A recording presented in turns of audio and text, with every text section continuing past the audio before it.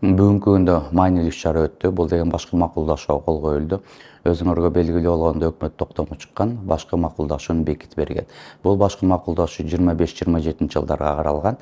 Ал башкы макулдашууда негизи максаты бул деген жумуш берүүчү жумушчулардын ортосундагы орчундук маселелерди чечүү. Андан тышкары бул өнүгүү концепциясын карап чыгуу. Башкы макулдашуу бул 3 өкүлчүлүктөрдөн адамдар кол коюшту. Кыргызстан кесиптик бирликтер федерациясы кол койду. Себеп дегенде бүгүнкү күндө Кыргызстан кесиптик бирликтер федерациясынын эң алгачкы максаты бул жумушчуларга жакшы шарт түзүп берип, алардын укугун коргоо болуп эсептелинет.